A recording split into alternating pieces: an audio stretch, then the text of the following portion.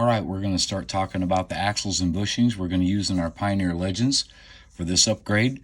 First thing I want to talk about is the axle systems. I'm using Slotting Plus axles. I really like the value of these axles.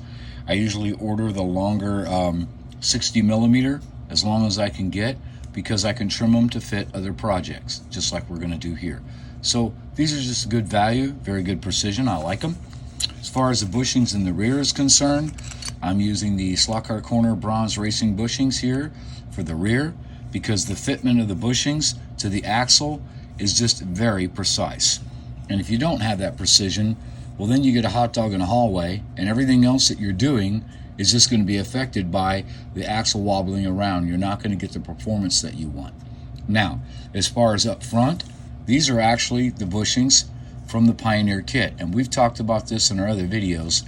The fitment of these bushings are very loose, as you can see. They just have a lot of free play within the mount here. So you're going to have to, these are going to have to be glued, and we're going to show you how to do that in just a second. On the rear, there are bushing alignment tools and stuff for you to align these bushings, but basically I do it the old-fashioned way with an axle. If you don't have one on hand, is I use a needle nose pliers, I snap these in, and the fitment is just perfect. Very, very nice and tight.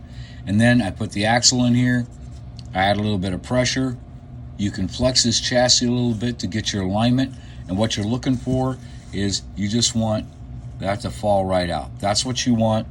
That's about as good as it gets, is just that action right there. It'll just come right out. So that's what you want. Now, once you've done that, you want to glue the bushings, you can. I can tell you that these are very tight fit.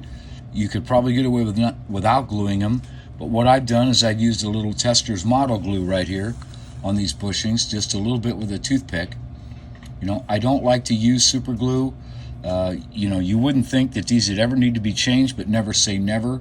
So model glue, I can still get a little bit of pressure right here and pop this out without damaging the chassis. If you want to use super glue, you can. I will tell you this, before you use any adhesive, make sure you lubricate very well on each side here, just in case you get some adhesive down there, because what you don't want to do is glue this thing back in place.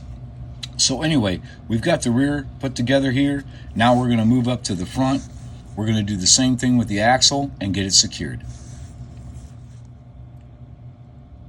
All right, so we've talked about these front bushings before. These are actually the Pioneer bushings in the chassis, and the problem that we have here is just a lot of free play. You can notice this is moving back and forth, and not only that, but it goes up and down as well. So if I take this axle out, move that out of the way, there you go. You can see just how much free play you have inside here.